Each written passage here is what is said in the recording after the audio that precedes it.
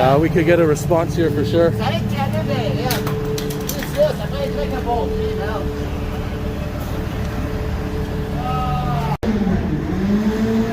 And we got a garbage truck on fire here. This definitely could escalate.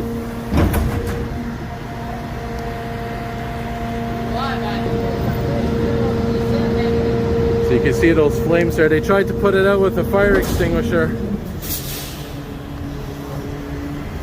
but it didn't really have an effect on it. Definitely I'm expecting some kind of response here.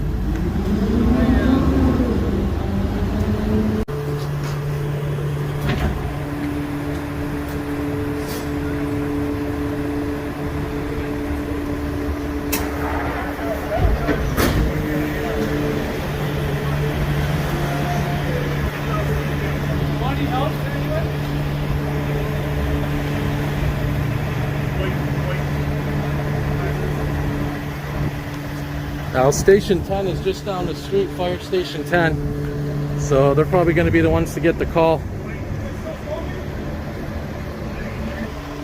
Alright, so we moved across the street here. And again, Station 10 is just down there. Near the Bell Center.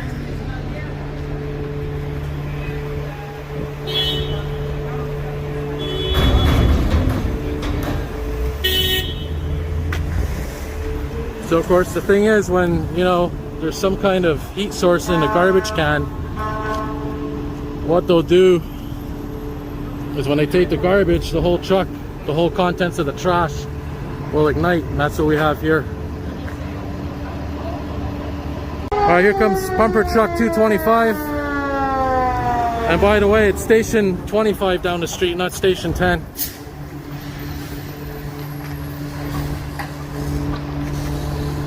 So they're probably just going to need one pumper truck here.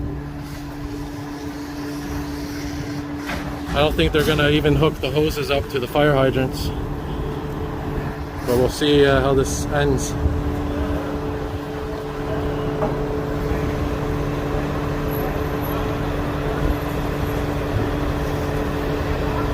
So here's, like I said, Station 25 on scene.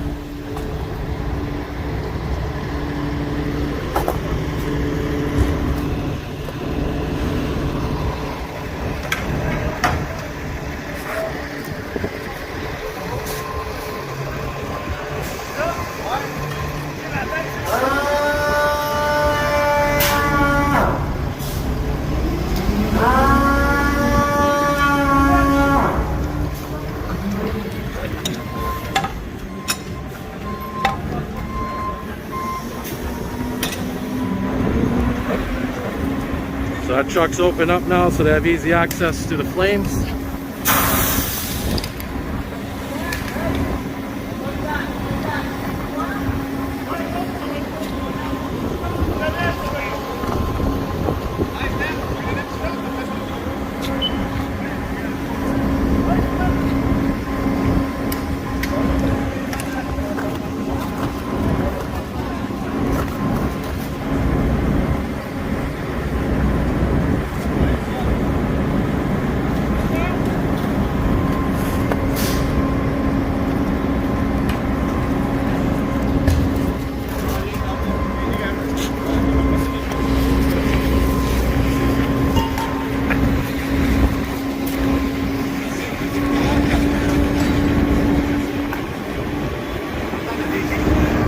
We got some water going through this small hose here.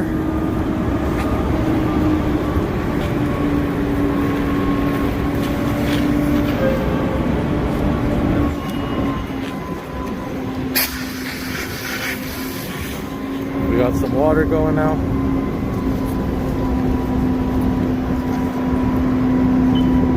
Probably won't need any additional units here. We'll probably be taking a few minutes to put this out though.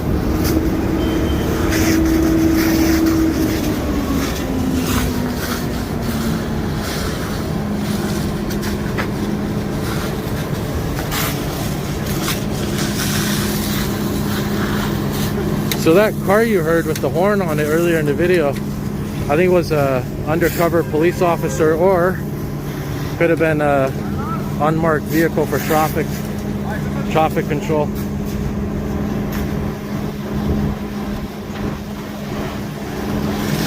They might actually be putting a line into the fire hydrant.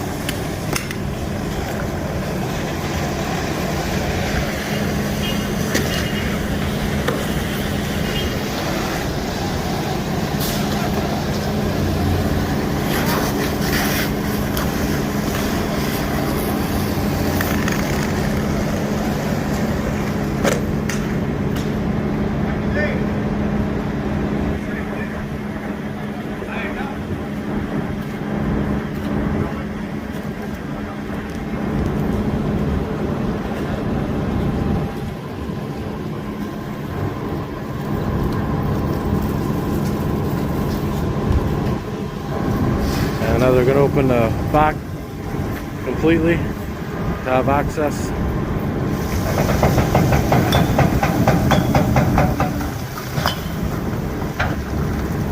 That's pretty much it. I mean, you know, once you get the water on there, you're good to go.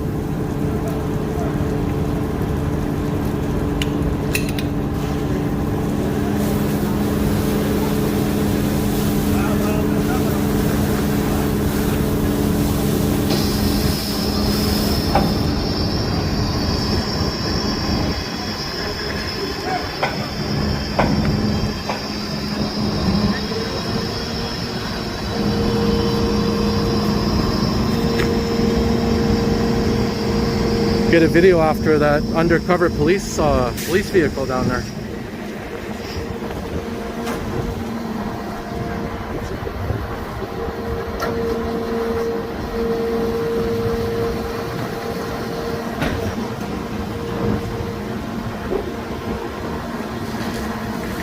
Well, it looks like they turned the hydrant on.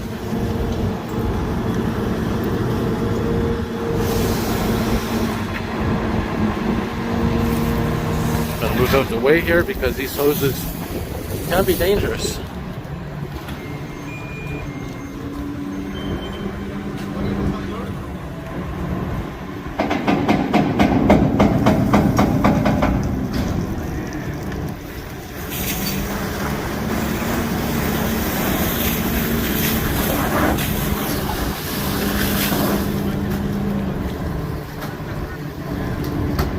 Alright, so yeah, that's pretty much it. I'm going to wrap her up here. And yeah, there you have it. A little bit of action here on a lunchtime. And just to timestamp it, it's right now Monday, December 13th, 2021, 1:15 p.m.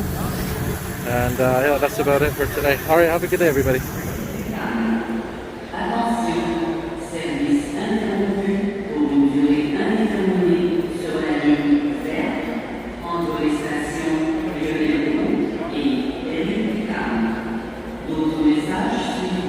Oh, boys and girls, this is as rare as it gets for transit videos. And a very good evening to all my viewers. It is Monday, July 15th, 2024, 6:45 p.m. Eastern Canadian time, and we got a rare incident here. Apparently this train here, Azure Set 63, has apparently blown a tire, or is having some kind of mechanical problems. And look at this, we have an entire crew here scanning the tracks looking for where the damage is. This is definitely a first for me, and definitely this should make some great content for you transit fans out there.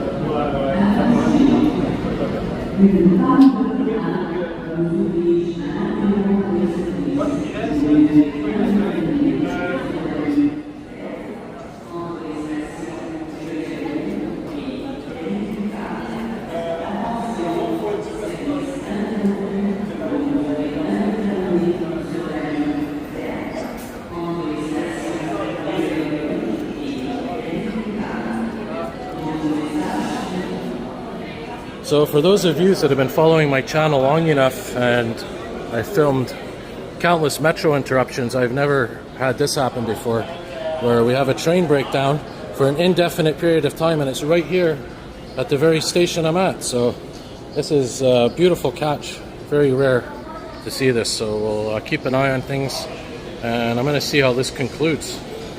Looks like they've found their wheel in question. So now it looks like they're going to do some kind of maneuver here. I don't know exactly what. They've opened the doors. Go over here, try to get a better view.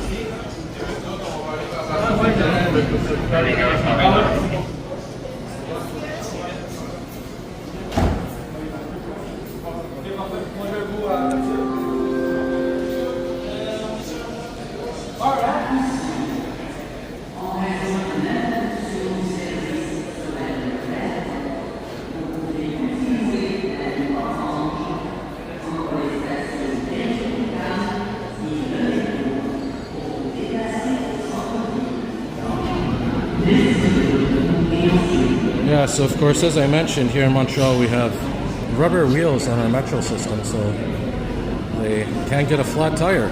That's one of the, I guess, cons of having rubber wheels.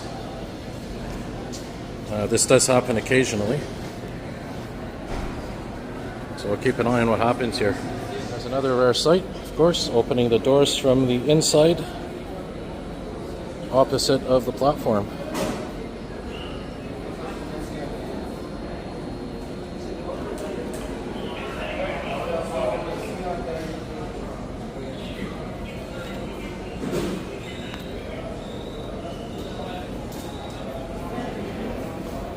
So I guess now we have to wait for additional equipment, but it'll be very interesting to see how this situation ends.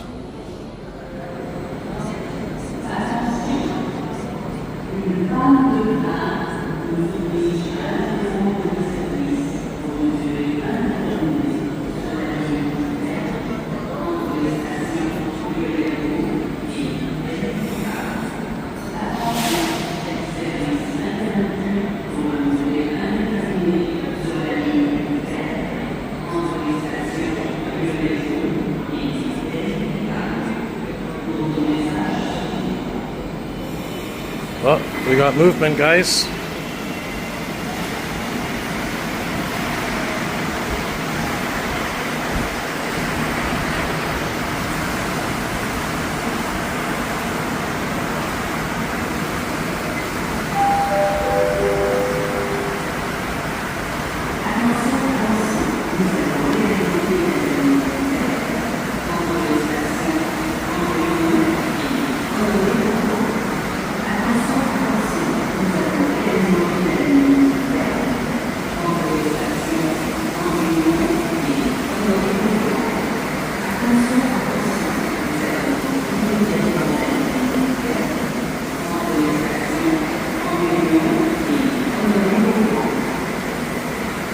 Oh, so it looks like they powered up the line again. And have you ever seen a metro train move so slowly? So I'm curious where they're going to move this to. I was hoping that they'd get another metro here to push or pull this thing, but hey, can't complain. So I wonder.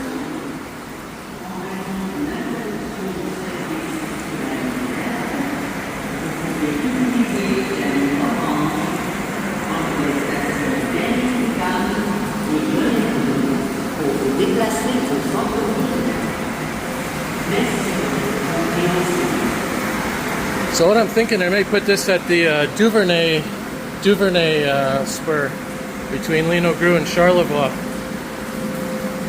and they might park it there. That's just my guess.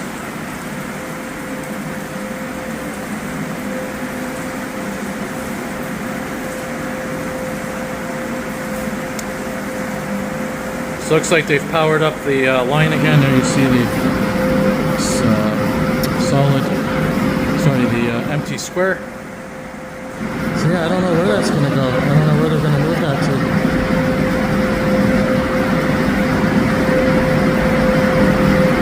My best they said the Duvernay spur. Attention, une panne de train nous oblige à interrompre le service sur la ligne verte entre les stations Lionel et Frontenac. Le service devait reprendre vers 19h25. D'autres messages suivront. So now 7:25 p.m. is when service is expected to resume. So yeah, the Duvernay spur is actually located between Lino Gru Station and Charlevoix Station here on the Green Line, and between Lino Gru Station and Georges Vanier in the Orange Line. And that basically connects the two lines together of the metro. But they also use that for incidents like this. I guess if there's a train that has a breakdown, they could park the train at the spur and they can continue normal service until after hours. But we'll see what happens here. Looks like it's still moving, so it's going. Which direction is this going in? See here, it looks like it's going right towards the spur. So they're probably going to move that very slowly. That would be my guess. So they've moved it to Frontenac now, I think, eh? What did they say? Lino Gru to Frontenac. That's interesting. There it goes into the tunnel. I'll try to zoom in a bit more here. Is there set 63?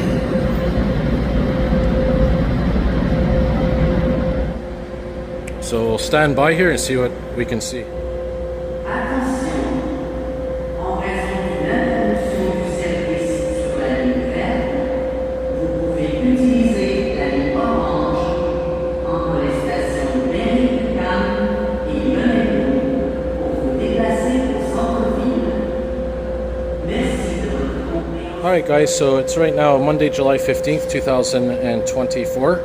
It's 7:14 p.m. Eastern Canadian time, and I think that's about it. I mean, the train's been moved probably down the line to some spur where it could be stored until after hours, so it doesn't affect metro service. And probably at 7:25 p.m. they'll resume service here on the Green Line. And between now and then they're probably taking their time moving that train westward. So that's about it, guys. So talk about a pretty cool video for you transit fans like myself. Ultra rare catch. So if you like what you see, remember, hit the like button, subscribe, turn on your notification bells, and you got it. More videos to come. And a very good evening to all my viewers out there. This is some breaking news, quite major breaking news actually. Right now it is Tuesday, August the 22nd, 2017. It's approximately 5:20 p.m. And what you're looking at right now is the damage caused by a severe thunderstorm that just passed through the Montreal region a couple hours ago. I'm sure this is going to be all over the news and whatnot, but just to update my viewers what happened. It was earlier today, I'd say around between 1 and 3, that a major thunderstorm came from around the Ottawa area. That's where it started, and worked its way west towards southern Quebec and eventually passed through Montreal. Now, this is an NDG. This is just west of the downtown core. That's the Carey Expressway there. And this area has been completely inundated by severe damage. And I'm going to walk around here and show my viewers what's happening. That park down there is NDG Park. That's where a lot of the damage happened. But this is, let's take a look here on street level. This is on Sherbrooke. Right now we're on the corner of Sherbrooke and Girard. And I'm going to try tonight to walk around here and show you all what has happened here. Now look, I'm going to tell you something. I've been covering extreme weather for a while. We had the floods earlier this year. So I mean, this is just the latest natural weather phenomenon, weather disaster to strike the city. So let's walk around here. I'm going to try my best to keep everything in one video as much as possible. If I can, I'll try to get it all in one video. If I can't, I'm going to divide it up. But I'm going to definitely give you as much coverage as possible of this situation. And of course, this is NDG, Notre Dame de Grasse. Look at this traffic light here, completely fallen down here from you know, up above. This goes to show you. So I'm going to walk around here. Let's take a look down here. You know, we talked about earlier in the year when there was that flooding going on in the West Island, how much damage there was because of the water. Well, this time it was wind. I'm going to work my way down here to the park in a minute, but first I want to show you some smaller examples of damage that have occurred here. This is a tree that was uprooted. This is a tree that was actually uprooted completely. Now here's the thing that's important to understand here. There are reports that this could have been a minor tornado. Now it's very early on in this situation, so a lot of, you know, scientific data has to be analyzed and whatnot, but there's a really good possibility that this could have been some kind of tornado, some kind of you know, microcell. It was a line of thunderstorms that moved through, so I don't really know if there was any tornadoes associated with that. I know there was a tornado watch issued for Ottawa right before this storm passed through. So I'm going to pause the video and I'm going to resume recording in the park down there. That's NDG Park, kind of ground zero of this whole situation. But I got a feel I'm going to be here for at least a couple hours. Just finished work here. And we're going to walk around here, survey the damage. Again, this is Sherbrooke Street, the corner of Girard and NDG. Try to get to that park before they close it off. Again, this is on the street here. This is the street that you're looking at here. Branches falling. This is a tree that obviously fell over.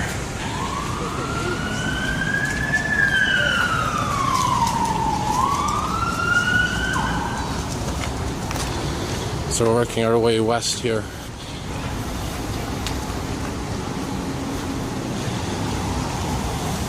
And you know, they say it's I heard people in the street saying this is like a war zone. Well, goes to show you.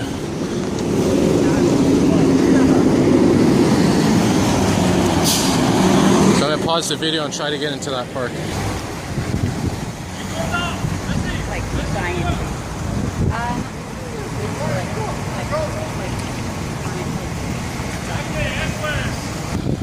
Alright, so we've worked our way across the street here, and you're going to see the damage here from street level. Don't got to even go into the park to see it. Very phenomenal.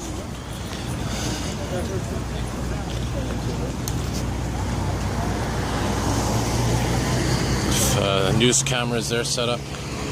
Global news. We're going to work our way down here.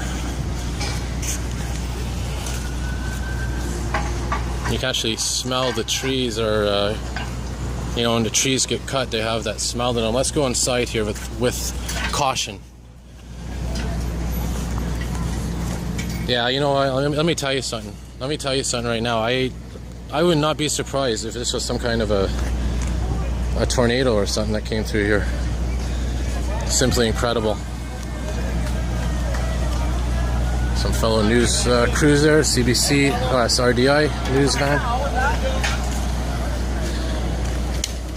Now, you know, whenever there's a thunderstorm, there's always, you know, trees that fall down, but not to this extent.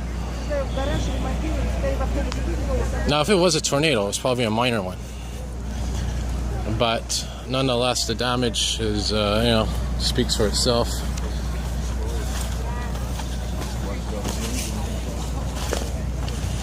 Very fascinating and surreal to walk through this. And again, earlier this year we were just covering the floods in the West Island, and now this. Because when they're up, they don't give you that much protection, right? But now it looks like. And again, it all goes back to that main discussion. You know, climate change, global warming.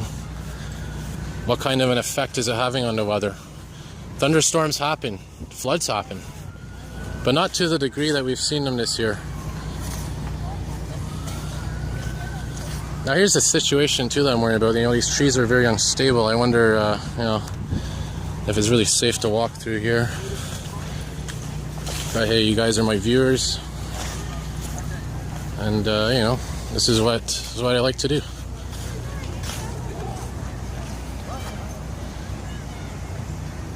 Let's take a walk down here on the other side of the park. You can see here major branch fell off of this tree. You know, I'm just thinking, what would it have been like to be inside of this park when this storm struck? Quite phenomenal.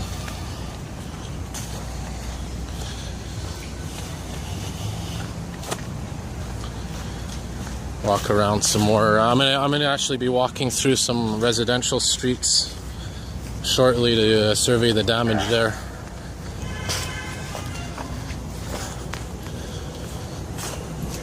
I try to stabilize myself here. I know it's a bit shaky. I'll try to stand still here to show you the damage here, a panoramic view of everything. There's a Detroit diesel fire engine down there. What is that, $2.99 I think it is?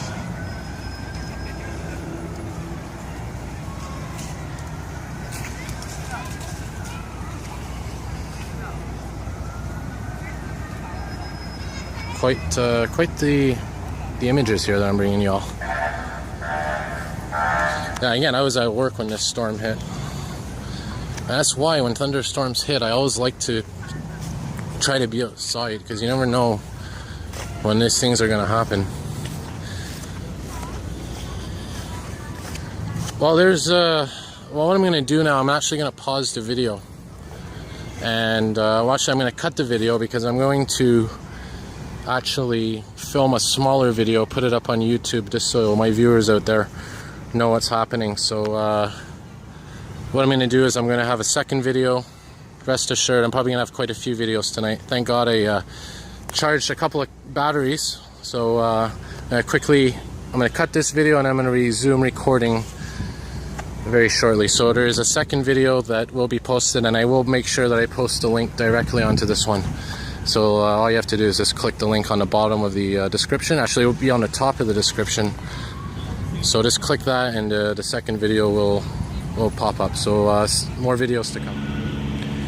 And good evening to all my viewers out there. We are here on the corner of Gwen Boulevard and Pierrefonds, where a bad situation in terms of flooding seems to be getting worse and worse. Earlier tonight I was filming some video further west of here, near, fittingly enough, a street called Des Rivières. But that was nothing compared to this. This is the corner of Pierrefonds and Gwen. If anyone knows the West Island, this is a very well-known intersection. Maybe some of my viewers out there are on the West Island. But this is a parking lot. This is the Morelatos and Pizza Hut parking lot. This is the Rivière de Prairie, folks, that is coming on to Pierrefonds and Saint Jean Boulevard. This is unbelievable. I mean, this is flooding now that is starting to affect the island of Montreal. This is not, isolated areas. This is pretty much Pierrefonds that's getting hit here. A major part of the city of Montreal. You can see here you got that pumper truck. I'm going to be very careful here. I don't want to cross any boundaries, but I just want to give a perspective of things. I don't know that helicopter up there. That's a police helicopter, a Coast Guard helicopter. But this pumper truck down there, I don't know. I guess they're patrolling the area. This is the most action I've seen in a long time. So I'm going to pause the video here.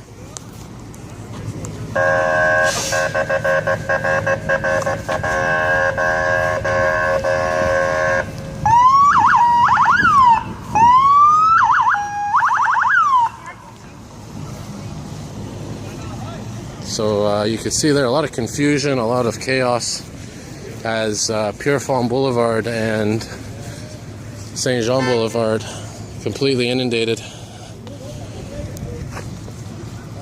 So it looks like that car there is completely flooded out. So really dramatic images here. This is, like I said, really dramatic. No words to describe this, really. Battery's at 17%. I'm going to pause the video here, continue filming. Again, this is not a water main break. This is a Rivière de Prairie that has come on land and has snuck its way onto Pierrefonds and Saint Jean. I'm going to pause the video here and we're going to continue filming momentarily. Simply incredible images. I really have never seen anything like this before in person. So I'm going to pause the video, hopefully get some more battery. I regret times like this not having a second battery for my camera. But, you know, as you can see here, Pierrefonds and Gwen right there, completely inundated. So I'm going to pause the video here and hopefully have enough battery to show you around some more. Alright, we're back here in the corner of Pierrefonds and Saint Jean Street. Breaking news, major breaking news. The Riviere de Prairie has come on shore. And situation obviously is out of control right now. It's about 8:27 p.m. Wednesday, May the 3rd, 2017. You know, obviously the only thing that you can do at this point is wait for that water to go down. But I don't think that's going to be happening anytime soon. And, you know, as I've said in previous videos, these are probably scenes that we should expect to see more and more as time goes on in the years to come. So I'm going to pause the video. Hopefully I have enough battery because I want to head down towards the actual Riviere de Prairie and you know, see what we could see down there. So I'm going to pause the video now and I'll resume shortly. Alright, I've crossed over the street here. Again, continuing coverage of breaking news here. Major flooding in the West Island, Pierrefonds. And this is the corner of Pierrefonds and Saint Jean Street. Probably a lot of my viewers out there, as I said earlier, probably know this area. And if you don't, then it's basically, you have the city of Montreal, the island of Montreal. This is the western tip of the island. I've been covering the water levels rising over the last couple of weeks, but now they've taken a major turn. Because now we have water that is coming inland, not just by the water, but this is pretty well into the main land. This is inland. This is really inland. I mean, this is Pierrefonds and Pierrefonds and Saint Jean Street. I mean, it's about a 5-minute walk from the water, and that's where I'm going to head now. I'm going to be heading to the water, and I'm going to show you why this is happening. So just bear with me here. I'm going to keep filming until this cuts off. But again, you can see this whole area is completely inundated. I'm going to walk down here. I'm going to show you the source of all this. And we're now going on to Saint Jean Street. And you can see here, this whole street is a river. Let's walk down here and get a better perspective of things. Now, I'm going to see what I could do here. But this is basically coming from this direction. The Riviere de Prairie is this way, it's north of here. Why is this street open up here? This is Gwen that you're looking at in the distance, but not this one. Well, that's because the water is coming onto Gwen Street, but it's not staying on Gwen Street. It's coming downhill on to Saint Jean Street, and it's collecting here. It's like a basin, basically. So that's why, you know, it's kind of like a bowl effect. That's why Gwen Street, there's cars going by, there's water, but it's not collecting on Gwen Street. That's because, like I said, it's more like a bowl here. Sun's going down, battery's at 13%, but I plan to fight through this and give you, my viewers out there, the videos that you all deserve. And I can tell you right now, I was never expecting, in all the couple of weeks I've been filming, I never expected to see something like this. I don't know how long this is going to last. This is unpredictable. This is nature. This is not a, you know, it's not a broken water main or anything. This is an actual river we're contending with. So, you know, these things are unpredictable. It'll go down when nature decides it wants to go down. So we're going to head over here. I'm going to show you the source of all this problem here. I'm going to try to pause my video now. I'm going to resume it and I'm going to wrap up my video. I'm going to quickly go over here, show you how Saint Jean Street has become a river. And ironically, what you're looking at over there is actually the city of Pierrefonds municipal building where they have all their trucks. I don't know if you could see there, but that's actually sand. That's sand right there. They're making sandbags. This is a situation that's growing worse and worse. More rain expected later on in the week. Somebody here trying to bike through it. complete chaos. And I'm going to be very interested to see how they deal with this. I have 11% battery left. Like I said, when my phone, my Samsung S4, goes to 5% battery, the phone cuts off. So I'm going to try to save my battery. And next video will be the wrap up for the night here. So bear with me, I'll be resuming in a moment. Alright, so I'm going to wrap up this video. Hopefully the battery will pull through and we can make it through here. There's Saint Jean Street, there's Saint Jean and Pierrefonds in the distance where we just were. And this is where the problem's coming from. Over here, it's dry, but look, right over here where that bus is, that's the 470, by the way, taking a detour. Usually runs on Pierrefonds. But this is where the water's coming from, down here. A little bit to the northeast of where we were earlier, where we started our video. This is up Gwen Street, and the water's coming onto Gwen Street from the Rivière des Prairies. And I'm hoping that this battery pulls through because I want to show you the Rivière des Prairies and where this is all coming from. So let's go down here. And again, this is Gwen Street that we're on right now. I hear a federal siren right now blaring. That could be anywhere at this point in this area because this whole area is completely inundated. Sewers, forget about the sewers, they're backed up. A lot of these sewers are connected to the water. They're connected to the Rivière des Prairies. So it's pretty, you know, if you look at my video from St. Anne de Bellevue where that sewer was backing up, every time there was waves in the water, that sewer was bubbling over. That's the same situation here. So we're going to walk over here. I'm going to cross the street. I should have crossed earlier. I'm going to do it here. I don't want to get splashed. But you can see where all this water is. And now we're going to take a look where this water is coming from here. And we're going to try to very carefully cross the street here and see what we could do. So hold on. I'm going to try to cross here. There's a 68. What a sight. So I really don't know if I'm going to be able to cross here or not. But I'm going to try. So I'm going to pause the video one more time here and see what I could do. Alright, made it to the other side. Easier than I thought. So here it is. There's the Gwen Boulevard. All that water. And here's where it's coming from. Over here. This is the source of all that water that we just saw on Pierrefonds and Pierrefonds and Saint Jean. Right here. I know it's hard to make out, it's nighttime, but here it is, the Rivière des Prairies. It's basically this little area here, this little area of water that is opened up there. It's coming in from the Rivière des Prairies through here, this parking lot, through the parking lot onto the street, which is Gwen Boulevard, and then from Gwen Boulevard it's going to Saint Jean Street, and then on from Saint Jean it's going on to Pierrefonds Boulevard.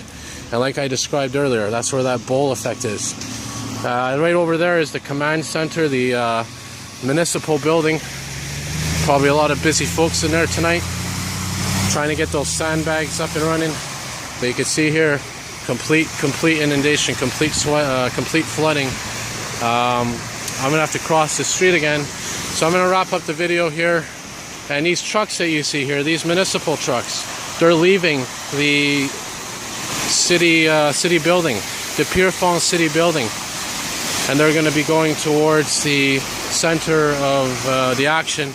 And remember, there's more flooding down the street from here, so I'm going to keep you all posted. And my battery is about to go here, so I'm going to wrap up again. This is Pierrefonds flooding. Thank you all for watching, and I'm going to try to charge my battery here and keep you all updated. Alright, see you soon. Thanks for watching. Stay safe and stay dry.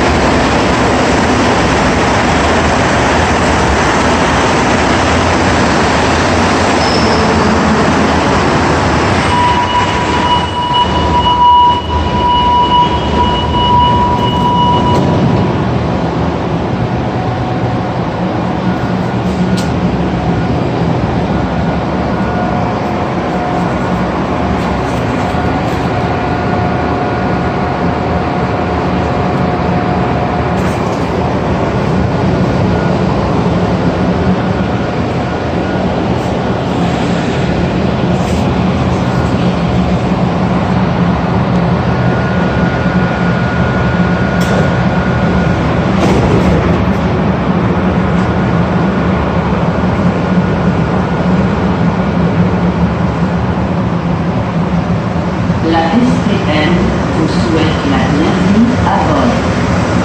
Prochaine station, Nantes.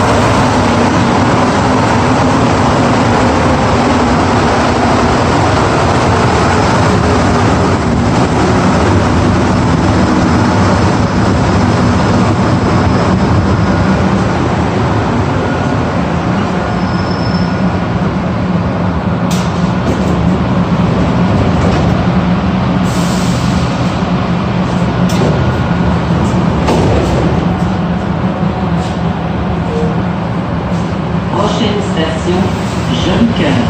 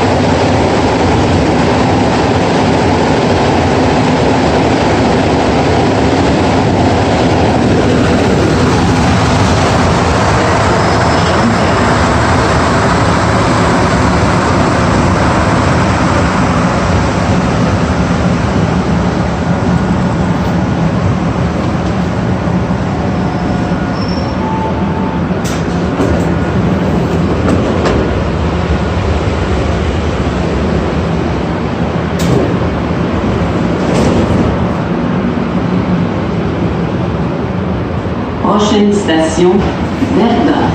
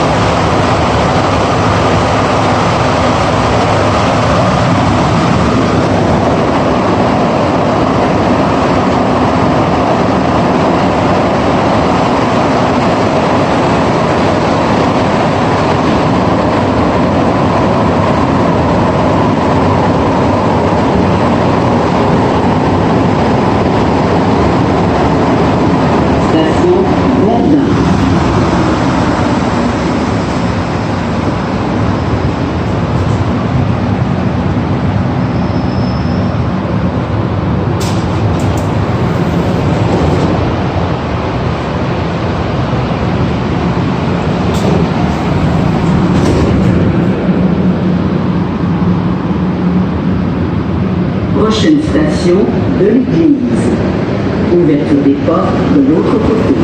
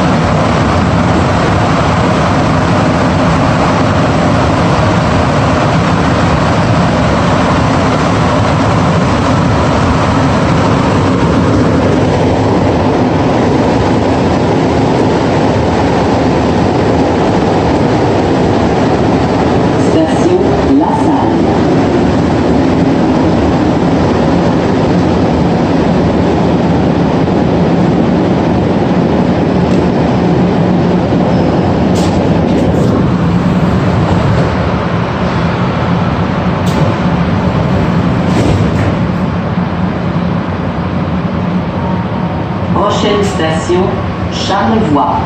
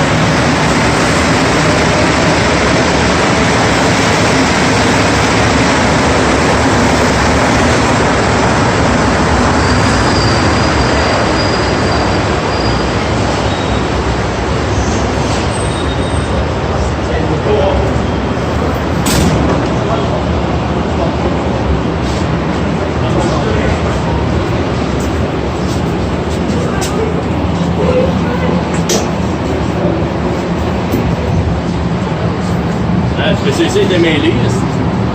C'est lui qui pensait que PCC m'ont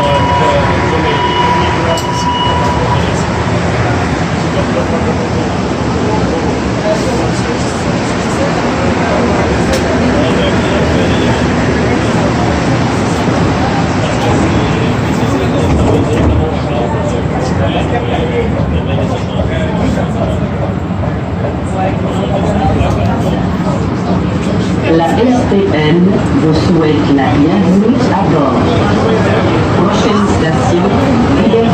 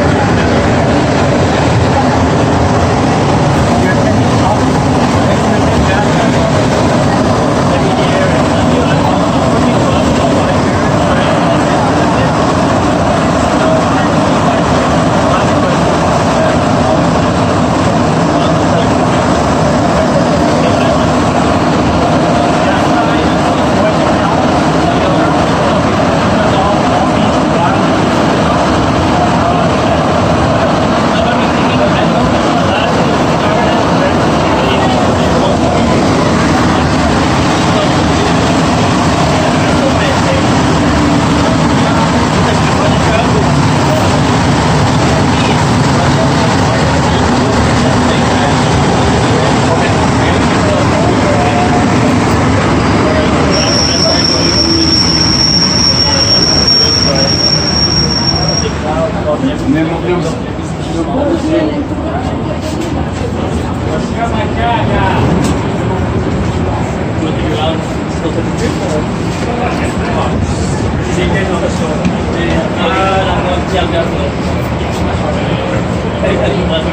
quer ser creme?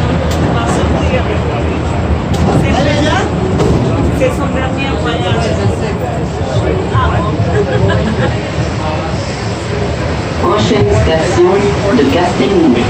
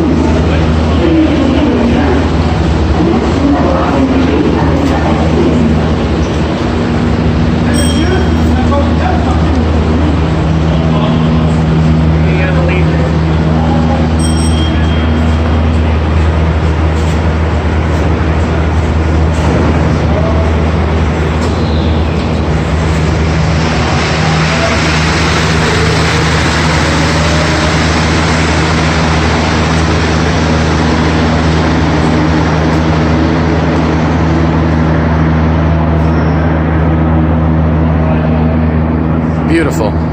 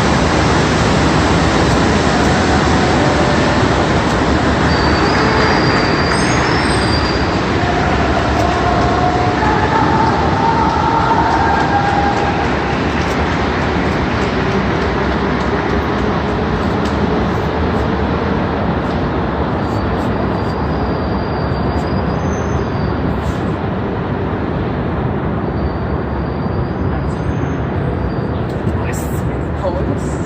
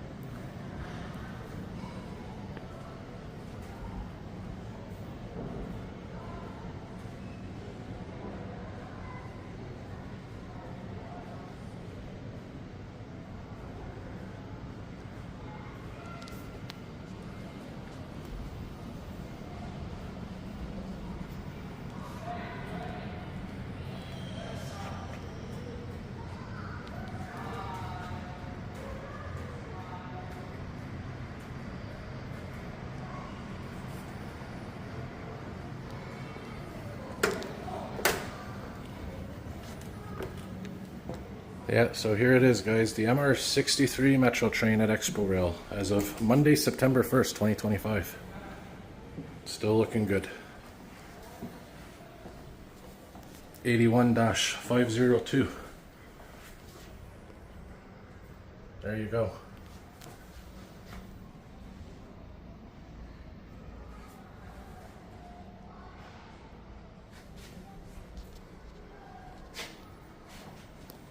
Last in service in 2018.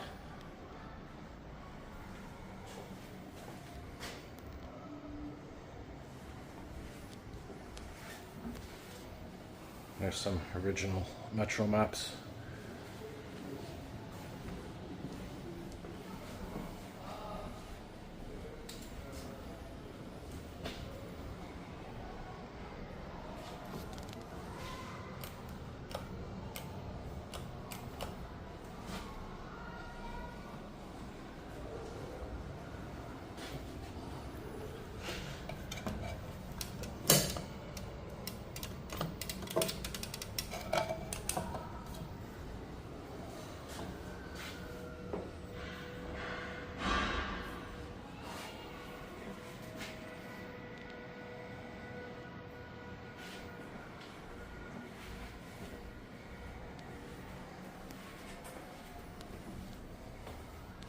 Now they do lock these, but I think Skinfleck was able to get in there.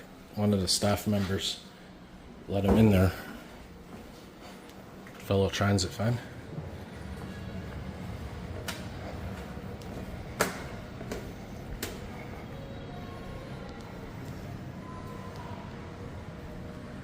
There it is.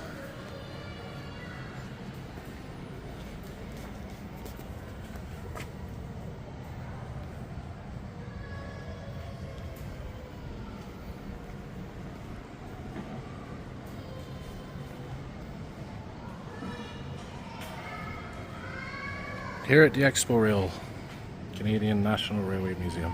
Thanks for watching.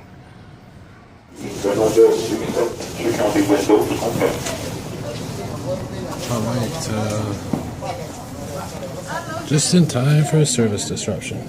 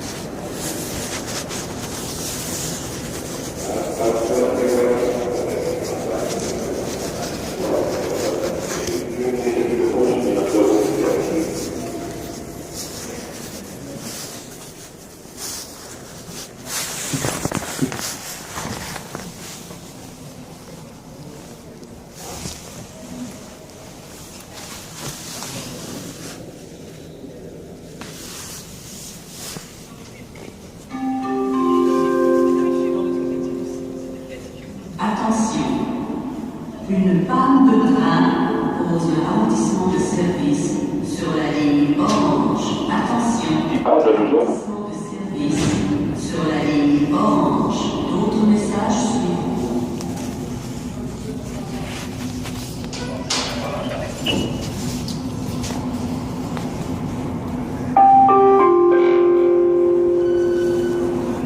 Attention, une panne de train cause un ralentissement de service sur la ligne orange. Attention, ralentissement de service sur la ligne orange. D'autres messages suivront.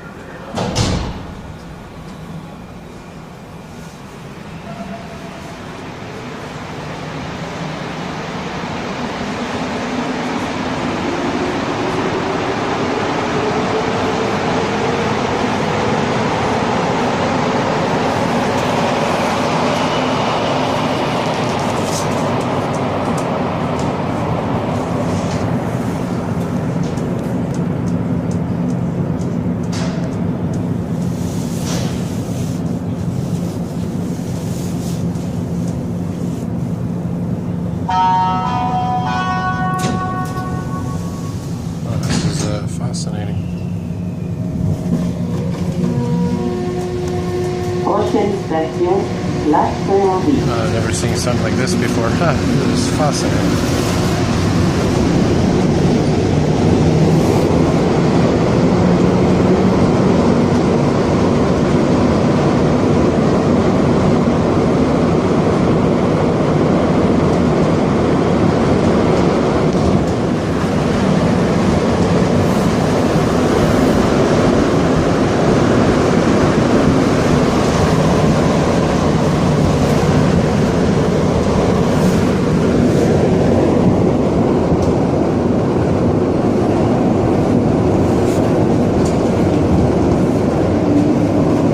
Station, Place Saint-Henri.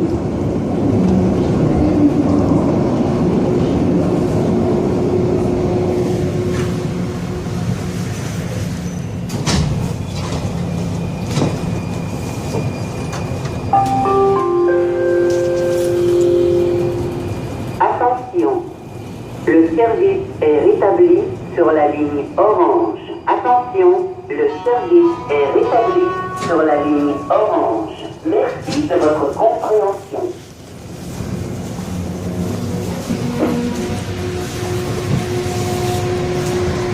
Prochaine station, Anjou.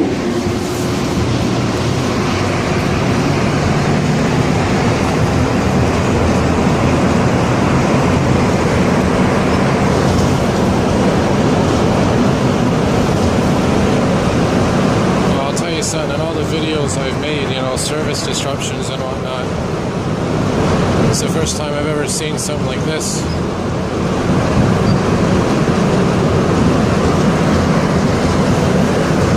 I mean, I've taken rides in metros where the lights were out, but never like this. This is fascinating. I don't know why they made an announcement of the service slowdown. Maybe there's an electrical issue with this train. Maybe some of my viewers out there may have the answer.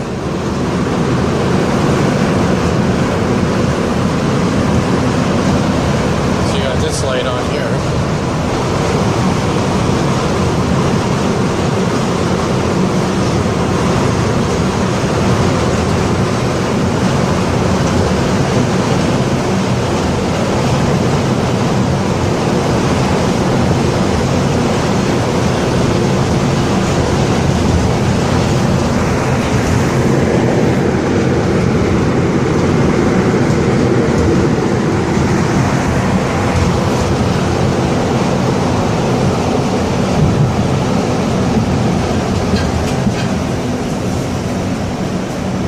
station Vendôme.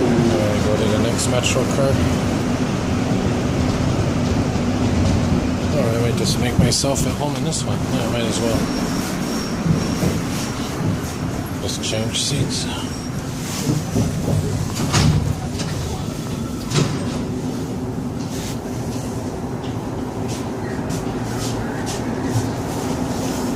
It's not only the lights that are off, it's also the ventilation system as well. As an Azure train approaches.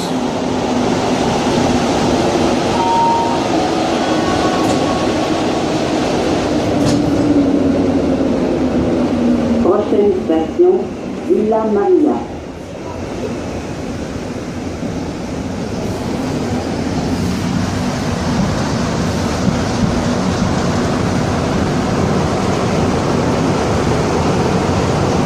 And of course it's Sunday, December the 12th, 2017. So at 10:09 p.m. right now. So what I'm probably going to do is get off at Villa Maria.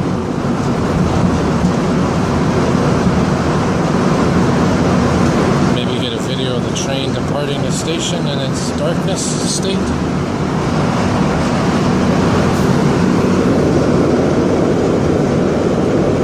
You know, it'd be nice if they kept the trains like this every so often.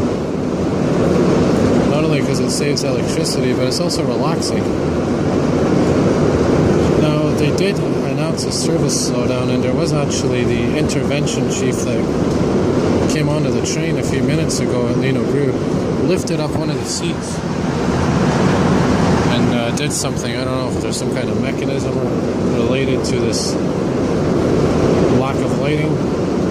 But again, if anyone knows exactly what's going on right now, leave a comment.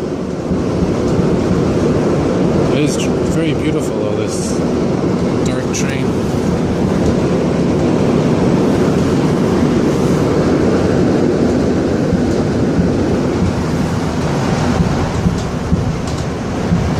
Station Villa Maria. So I'll get off here at Villa Maria.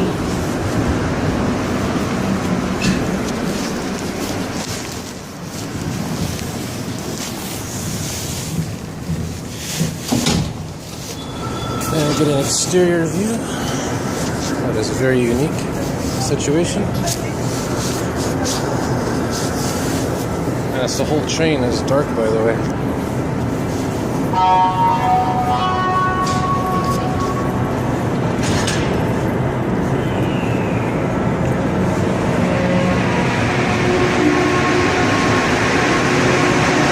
actually, it's only the beginning of the train. I didn't know that.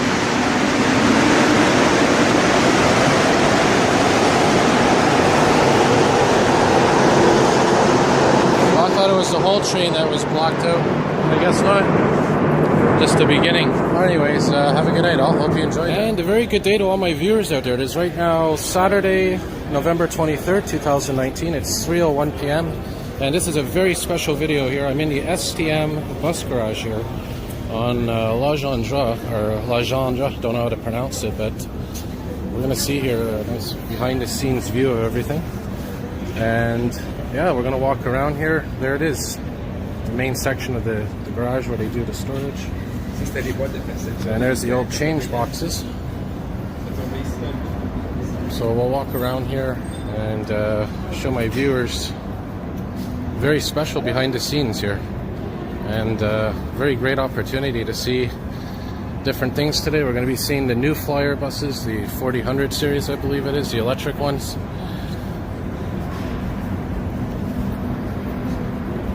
But again, it's very nice to see what goes on at these garages, and here it is.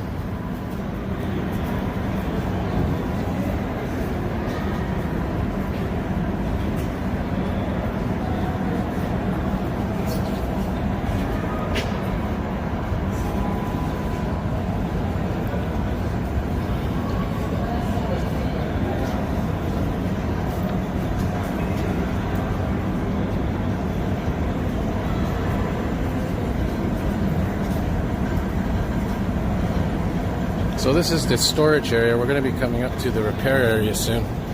And I guess it's just going to get more interesting as we go along.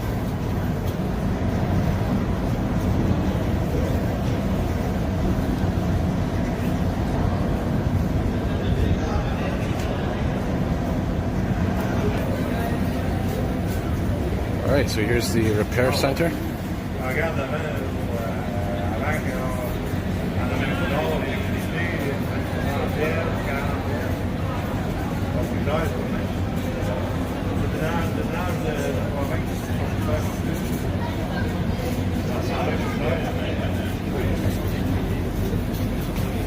These look like the older series buses.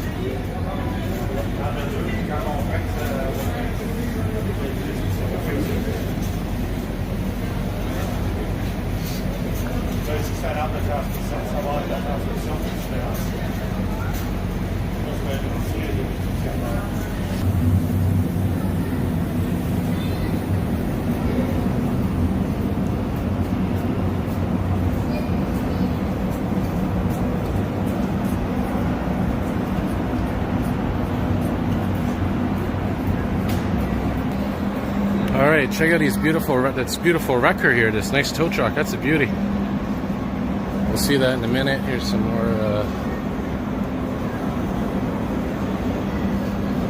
more works being done on the buses here.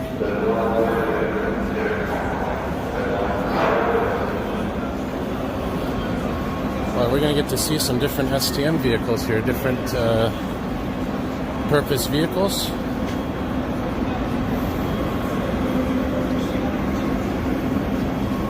Alright, let's check it out. And there, of course, is the old Richelieu bus.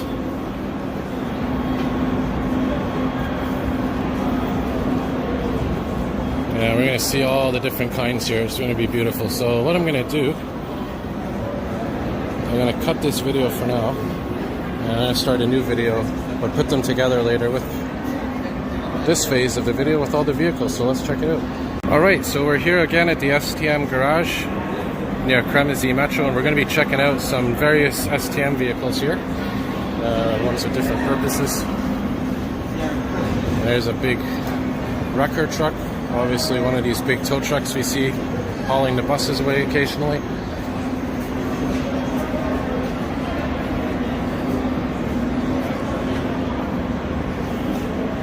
And later on we're going to check out these old buses here. And here's an adapted transit bus.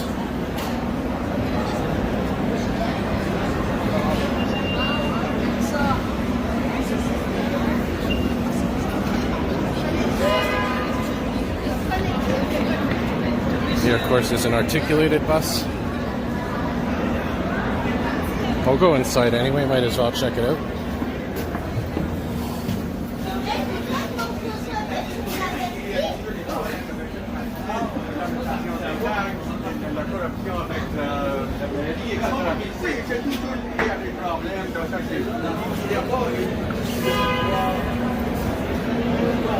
And of course, here's your hybrid bus, 3900 series.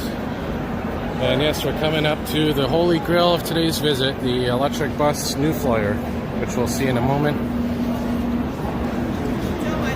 For now, I'm just doing an exterior walk around. There, of course, is the regular 3100 series.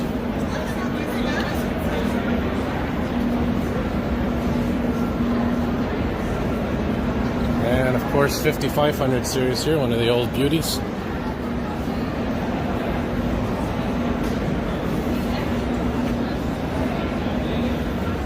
Yeah, I remember these.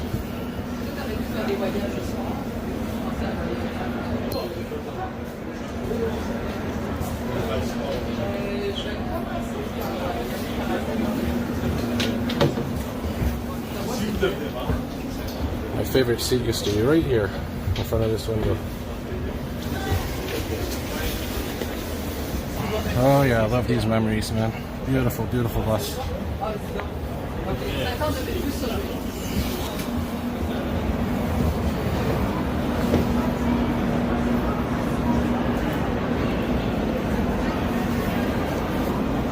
And this is, of course, the classic GM Classic bus.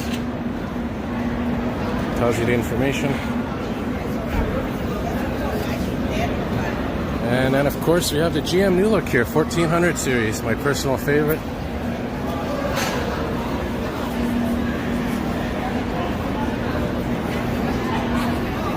Alright, so now we're going to go check out the new electric bus here in a minute. So we'll make our way over there and check her out. And a very good day to all my viewers out there. Here it is, the 4000 series bus, new flyer, 100% electric. First time me seeing this in person, and we're here at the STM garage. And this is 40-901. So we're going to go look inside here and make our way in. And then I'll continue the shots on the outside. Look at these beautiful lights here. Here's the ramps on them.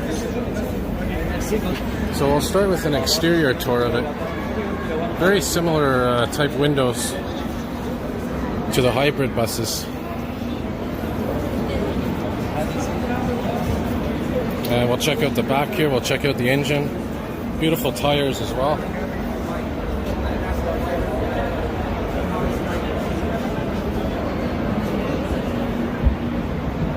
Here's your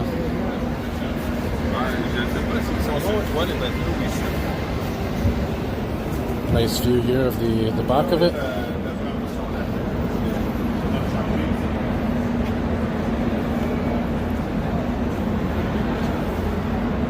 Here's a look at our battery charger. This is where the plug goes into, I think, right here. You basically plug it in through there. Get a nice shot from this side, and then we're going to go in and check her out. Alright, let's go inside and take a look.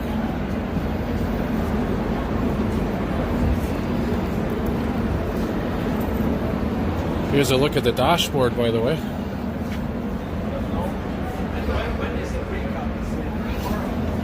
Even has a camera built in, look at that.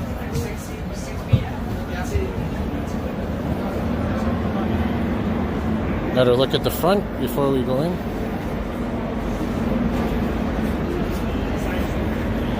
Let's go check her out inside. Oh, what a beautiful bus.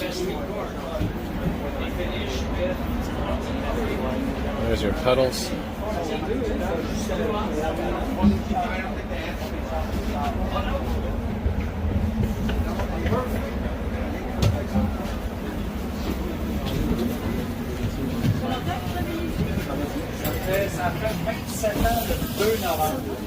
Here's what your seating arrangement looks like, if you're wondering.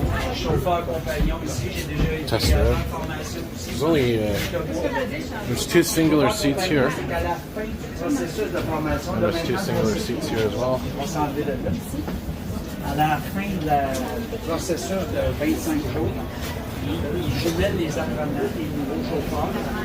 Here's what your stop buttons look like.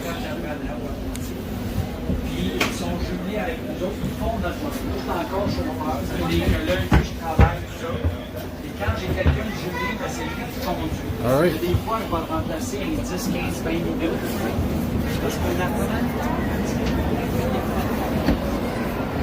So there she is, new flyer, 4000 series, 40,000 series, I should say. 100% electric. Coming to a street near you soon. All right, so we'll wrap up this tour here and see what else there is to see. All right, so we just checked out all the different buses here. Check this out here. These are some alternative buses that they have. Look at this one from 1975. Never seen that kind before. So we'll continue our little walk here. Here's some change, old change boxes. And here's the, remember these, the old transfer boxes.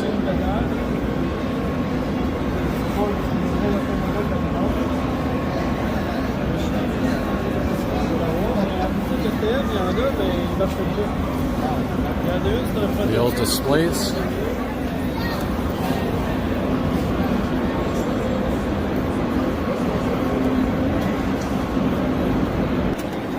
Okay, so now we'll head back outside and we'll get to see some emergency vehicles, I believe. So now we're going from one section of the garage to the other. And see what's in this building now.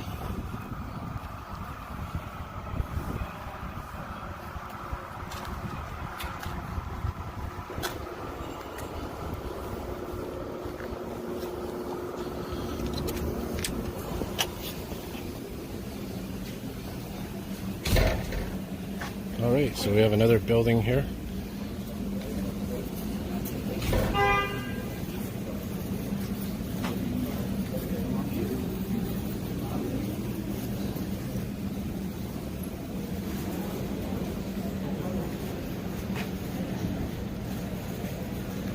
This looks like a maintenance vehicle here.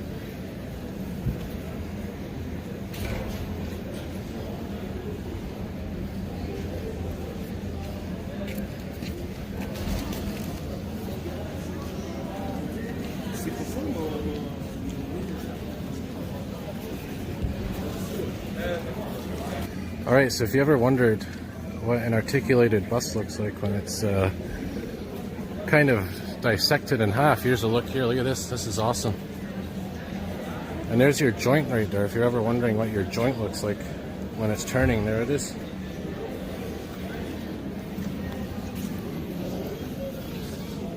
Check out this engine here.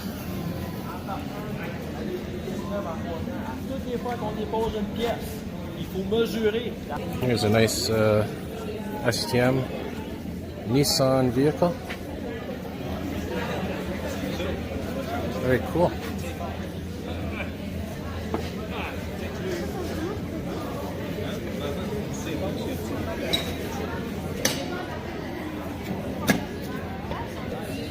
Better look inside the engine department.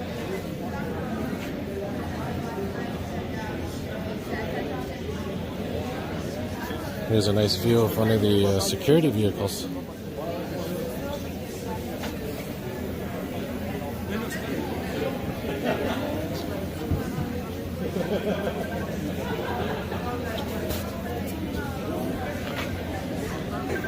Oh, look at this beauty here. This is a new STM fire prevention vehicle. This thing is huge.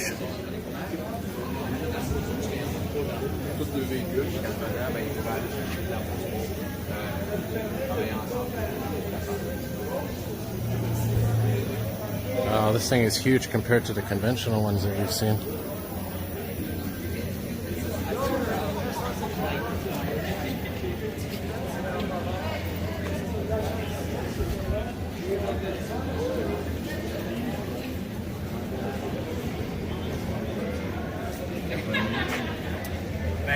Ça dépend de l'appel, en fait. Dépendamment, comme exemple, c'est un dégagement de fumée sur un train. Oui. Quand ils trouvent la provenance du dégagement de fumée,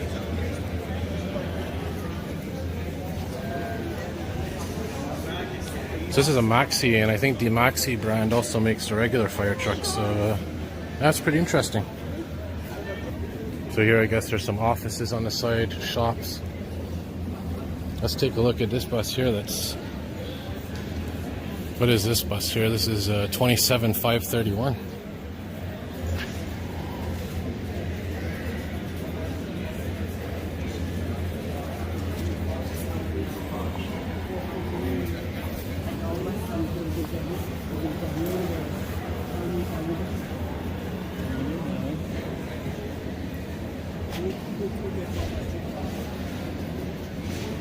If you're ever wondering why it's kind of curved on the bottom here, that's because when they're being towed by the tow trucks,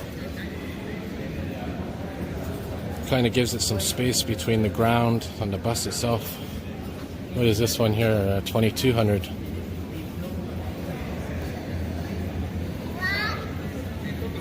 Another engine component here. There's a little tow vehicle similar to the ones that you see at the airport. Alright, so I don't know if there's another section here, but we'll check it out and see what's outside. Show you another view of this bus here that's been taken apart.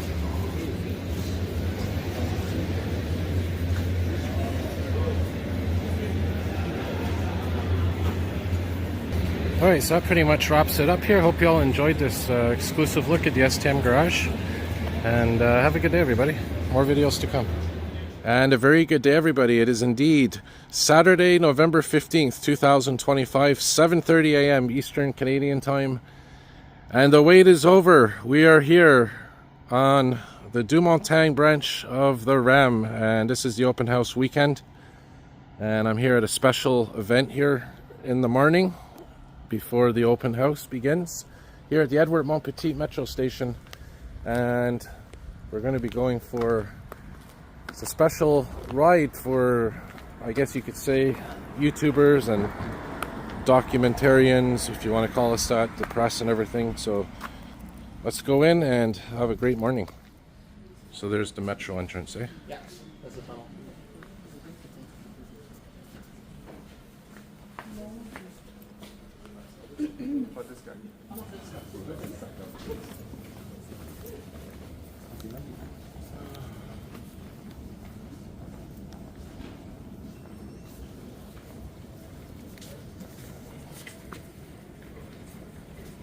Le quai qu'on prend, c'est le quai 1.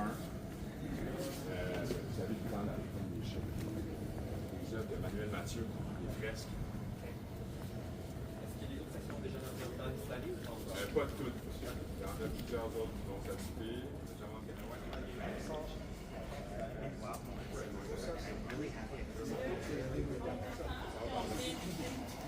On descend. Ok, tout le monde.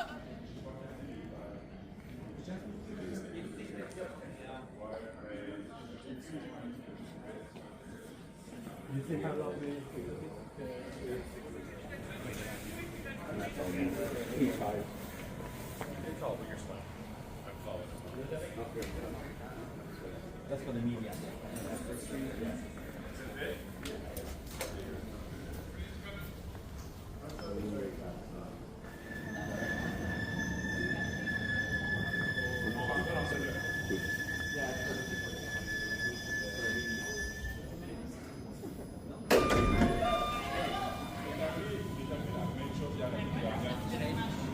On sortait mon groupe de gagnants du concours.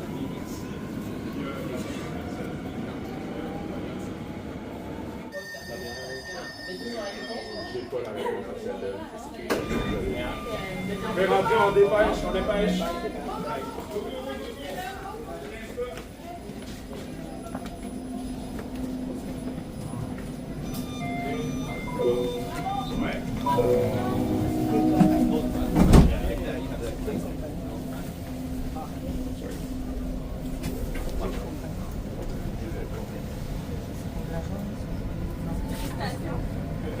Direction A4. 2 montagnes. Prochaine station, Canora. It's spelled like Canada. Canada. In English, Canora. Yeah, Canora. So unique. La vitesse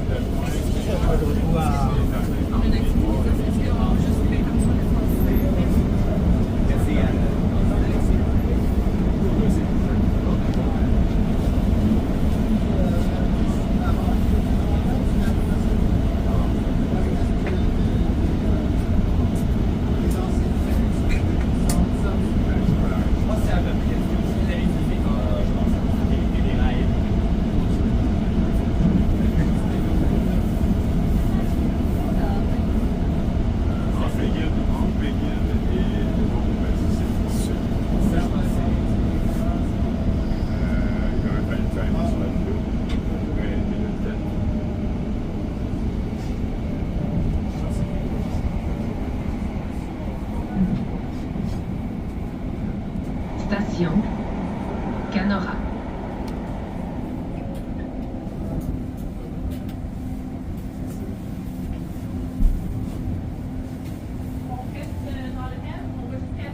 Les portes s'ouvriront sur le côté droit.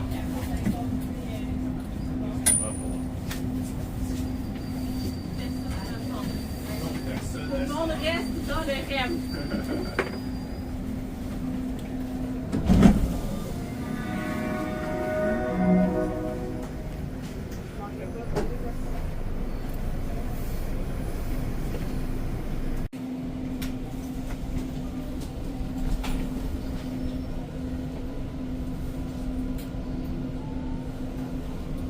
Direction A4. 2 montagnes.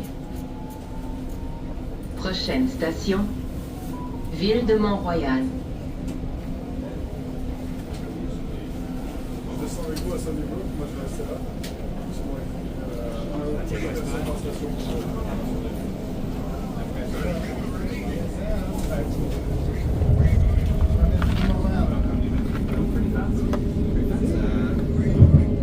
Considering the station distance here is like less than a kilometer.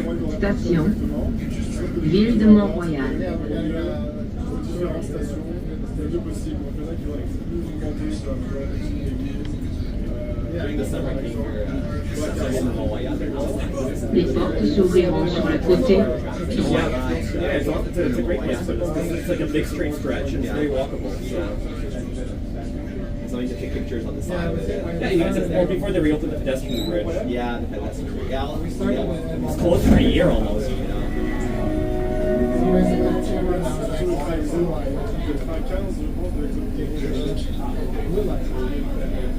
Now we're going to see Code Yes. That's going to be fun. Before the Scoosh line reopens. Nice, beautiful commuter rail line. Direction A4. 2 montagnes. Prochaine station, Côte de Liesse.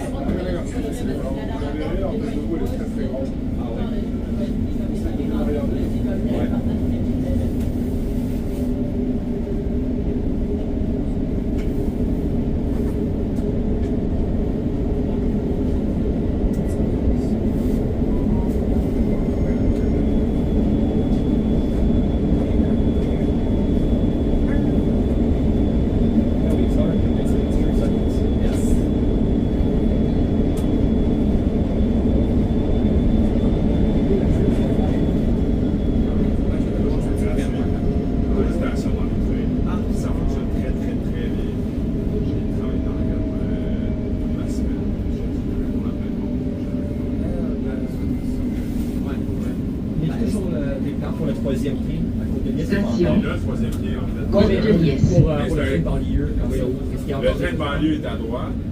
Le troisième quai de la station est à gauche. Le quai, la correspondance avec la ligne Mascouche n'est Les pas portes prête pour s'ouvriront une sur le stationneuse, côté elle est prête dans droit. quelques semaines. Mais une fois qu'il sera ouvert, est-ce qu'il y aura un Oui. quai extra qui va attendre sur le troisième quai? C'est ça, le troisième quai, il sert à absorber l'achalandage. Ok, fait que c'est toujours prévu. C'est ça, c'est la même chose qu'à Brossard. S'il y a un achalandage supplémentaire, le troisième quai, à Côte de Liesse, à Brossard, sert à injecter des trains sur la ligne s'il y a trop de Fait que si jamais c'est possible de le C'est faire. ça, c'est Ok. toujours possible. Parfait. C'est le même principe, évidemment, vu qu'on est à Côte de Liesse, le surplus d'achalandage serait directement lié au fait que le train de la ligne Fait que c'est possible de timer pour les C'est ça. élevés du train. Voilà. Mais c'est en besoin. En C'est besoin, pas, ouais. c'est pas un quai qui est utilisé fréquemment. Au même titre que si vous êtes allé à Brossard, vous ne voyez pas souvent Ouais, des c'est trains très passer rare. là. 4. Mais c'est un train qui 2 montagnes. fait venir en renfort aussi. Prochaine C'est ça. station, Montpellier. Ils ont pas ça à Brossard? Non. Brossard, il y a une troisième voie aussi, un troisième quai. C'est la même chose.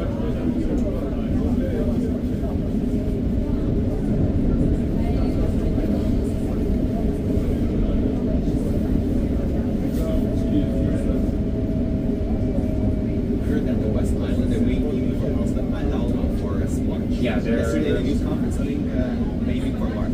Station, But it does make sense because they Montpellier. look right after. Well, I think I'm pretty confident the STM is redoing their bus network for March. Well, March is, yeah. March is about as late as you can get in spring. But les technically, portes s'ouvriront sur le côté droit. You're right. No, you're right. Could be April, May, even June. But I mean, if testing goes well, which I hope it does. there's some nooks and crannies on. Yeah, if they were not confident, enough to open the plant today for the West Island. AAO, I call it.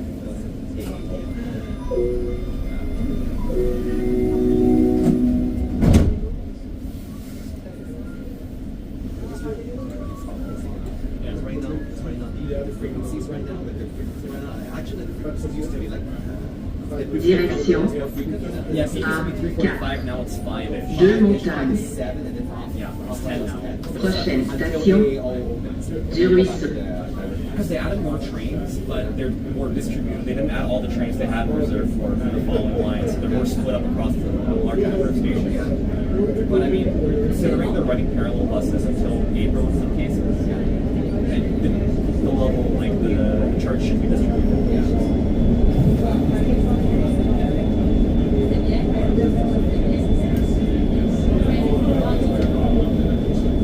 Is it a little bit sunny?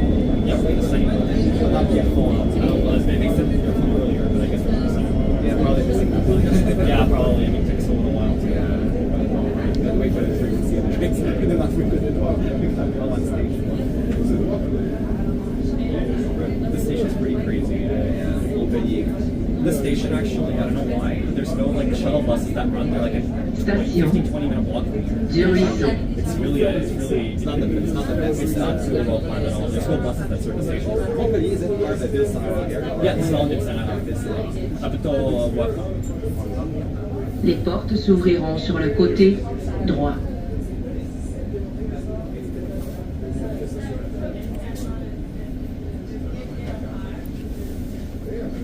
You can even see the platforms getting wider and wider as we're approaching southbound.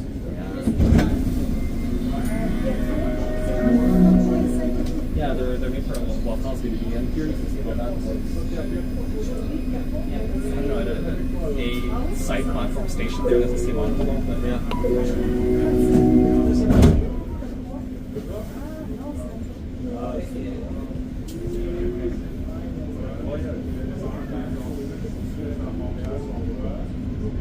Direction A4. Deux montagnes. During the Prochaine station, pictures around the just before the Highway 13. Yeah, the junction. The junction was great. That's awesome. The junction is amazing. It's amazing. It's a shame it's so hard to get to. It's impossible to use it. I've been waiting for the part. Yeah. So the junction what I did is that there's an overpass. You go over. See that overpass is really dangerous. The cars like running at 100 kilometers. Yeah, there's a sidewalk next to the you. sidewalk and then the car that crashes on you. Yeah, you're done. There's no guardrails. Let's see. It's a really bad area. Yeah, because we're going to After, yeah, right after West Elmer, it's Western Junction. So we're going to go to Sunny Brook and then we'll come back. We will not go to Yapala. That means we have to get up. Yeah, Sunny Brook. Yeah, Sunny Brook and then we Which took a bit too long getting ready at. When you think they're turning this car. No, they're gonna make us get off and take the next one. Trains are running as if they're normal. like how they're gonna be running in an hour. Station Yeah, exactly. Poitras. You can see people lining up already.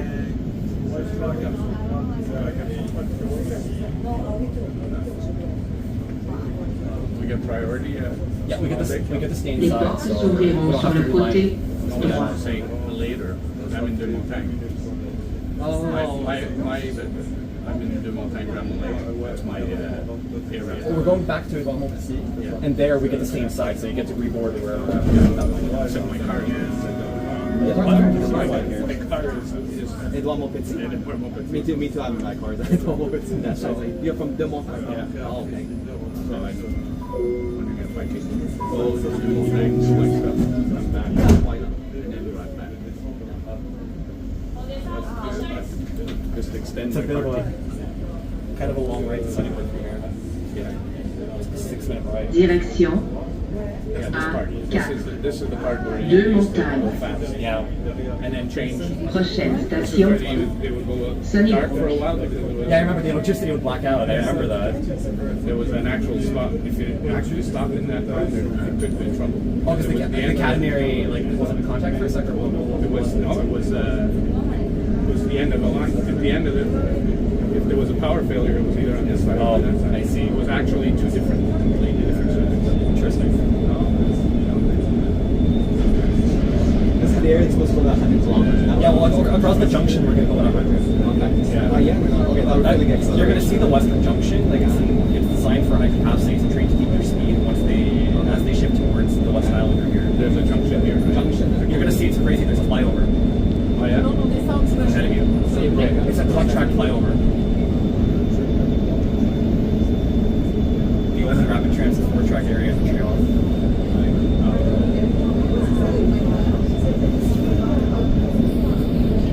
Is it going to be like when you get on one, it'll either go straight or... Exactly. You'll see trains that go down side out. We're gonna switch tracks into a middle track and take the flyover right ahead of us. Oh, I see. Okay. Okay, that was sorry. That middle track is for West Island bound trains, airport bound trains. During the summer, some people would take photos and videos of the train from the side. You know, this Yeah, from both track on ends. the left-hand side, there's a park. On Henry Barassa, if you go, you're able to access it.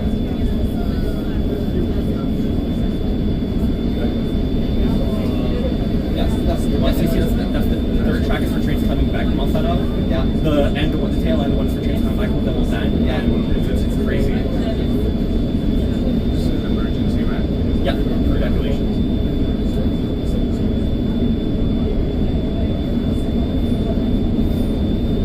And now we're in a 4-track area. 4 tracks. Amazing. I know it's crazy to see 4 tracks. 4 tracks. Feels like you're in New York City. Yeah. It used to be one track. Yeah, because well, 2 tracks for one of them going into the Yeah. one electrified track. Yeah.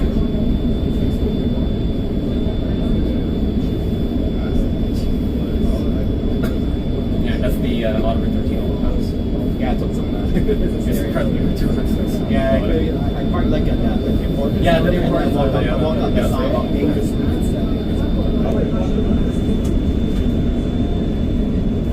Must go to West. West Airport, Yeah, the airport. And there, the junction between the West Island Airport is an at-grade junction, so it's lower capacity, but there's no need for as high capacity as is there.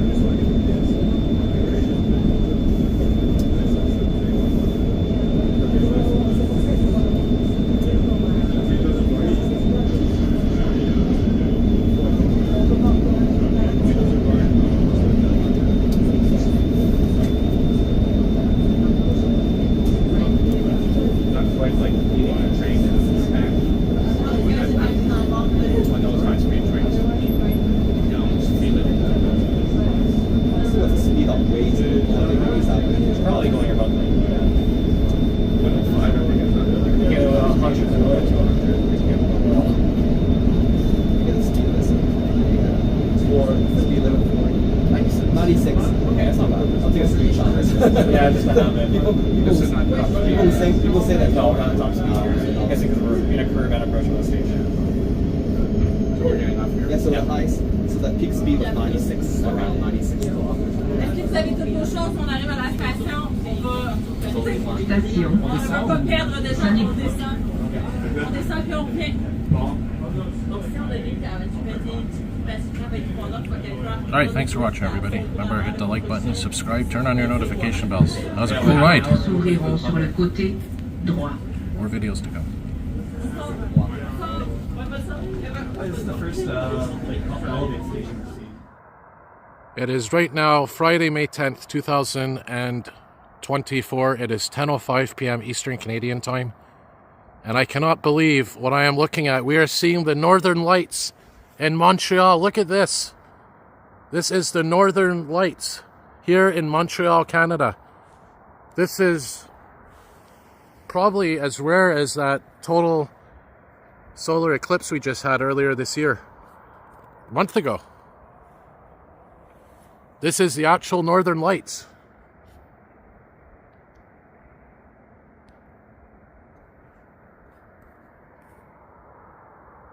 Look at that, right there under the moon. This is incredible.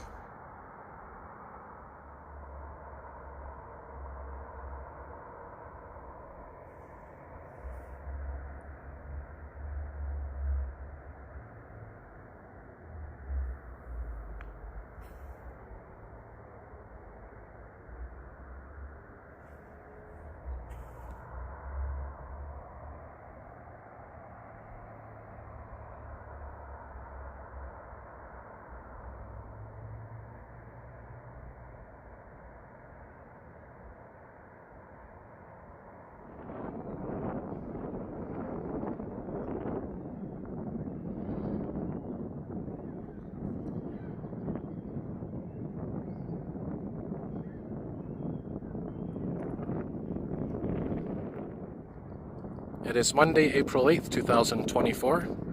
It's 3:09 p.m., almost 3:10 p.m. Eastern Canadian time.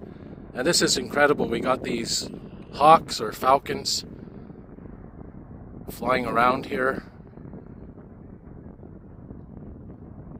And we're about just under 20 minutes from totality for this total solar eclipse. A bit of clouds moving in, but thankfully not too thick. But you can see the ground starting to dim a bit.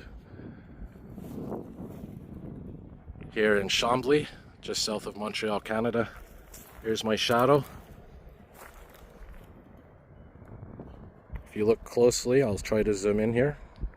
You can see somewhat irregularities in the shadow. Notice how it's a bit fuzzy on the left and clearer on the right, more sharp on the right, fuzzy on the left. So for example, my pointing finger, I know it's hard to tell because it's a field here that I'm in, but the shadows are starting to get quite interesting and the temperature is dropping. And nature is sensing something for sure. Nature knows something is off. You can't see it through the camera, but we're nearing the total eclipse, the totality phase. It is Monday, April 8th, 2024. It is now 3:14 p.m. Eastern Canadian time. We are minutes away from this total solar eclipse. I'll zoom out here, remove the glasses, and look at the landscape. It's getting darker. It's incredible. And like I said, I'm going to be focusing on nature, focusing on animal behavior. But there was some seagulls before in the distance that were noisy since I got here about an hour or so ago, and they've completely quieted down. I want to show you guys something cool here. It's hard to see. I'm in a field, by the way, right now. But if I put my shadow here, look at my shadow. It sort of looks a little weird, you know what I mean? It's a little off. I'll zoom in here for a better example. So you can kind of see the left side of my hand, or you know, the left side of the shadow of my hand is a bit blurry compared to the right side. And it's kind of hard to see because the line's a little bit uneven. Let's maybe go over here where these tree branches are. Look at the shadows of the tree branches, how irregular they are. Kind of cool, this effect. There's the landscape again. Totality is coming soon. Alright, so this is my last segment before I begin filming the beginning of the total eclipse, totality. It is right now Monday, April 8th, 2024, exactly 3:19 p.m. Eastern Canadian time. And already you could see the ground is very dim. It's sort of like, it's hard to explain. It's not like a rolling thunderstorm when it starts to obscure the clouds. It's a lot different than that. It's hard to explain, but it's an eerie feeling, but a beautiful feeling. And the birds are still chirping for now, but it'll be very interesting to see what they do in about 7 or 8 minutes from now.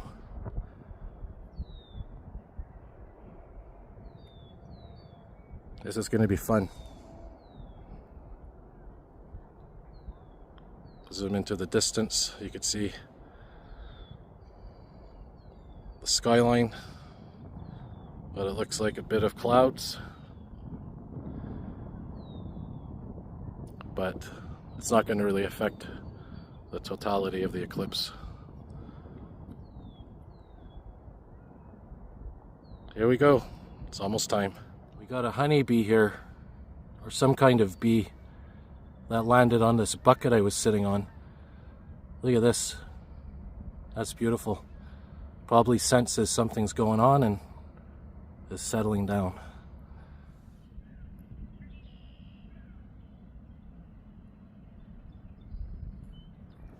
And it is beginning. We're 2 minutes away from totality.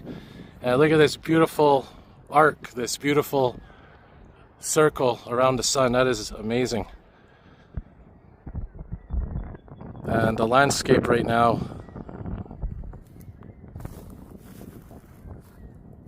is getting incredibly dark.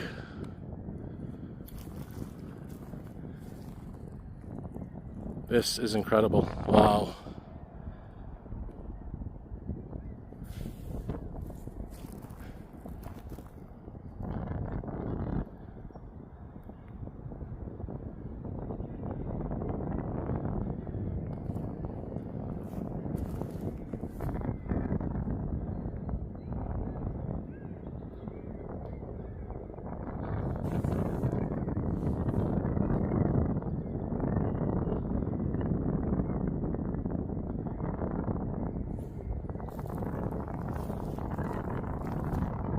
And we have, I think, Venus. Venus, I think, is coming out. Can we find Venus here? Let's find Venus. I think that's Venus right there. And here we go.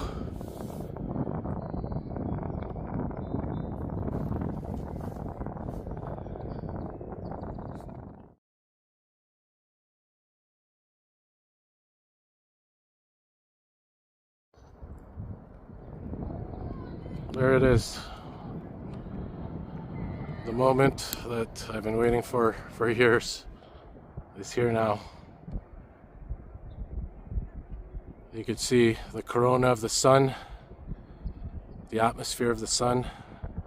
Let's take a look at the landscape.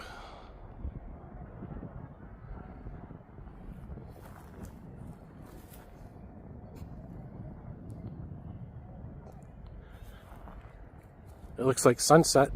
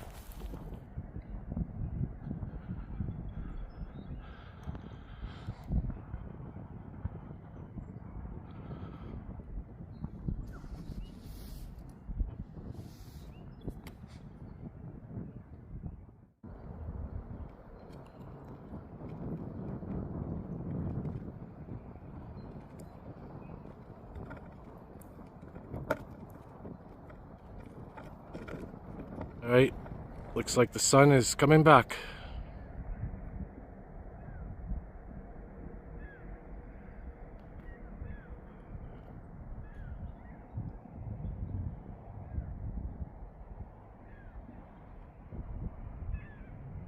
What a surreal moment this is in my life. Unbelievable. Wow. It's like being on an alien world. That was incredible. We got some birds now flying around again.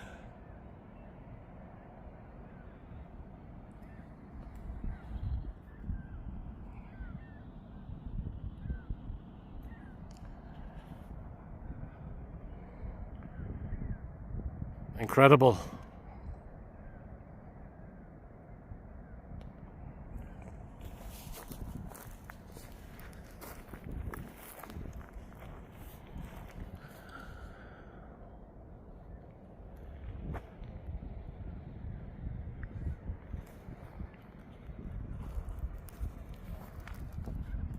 Looks like a spotlight, but that's the sun. What an historical moment. And now it's going to get brighter like a nightlight. slowly coming on, or a street light slowly coming on. What a moment that was. Alright guys, I'm going to wrap her up here. Hopefully you enjoyed that. Once in a lifetime moment. But this has got me wanting now to chase some other total solar eclipses one day in other parts of the world. Amazing.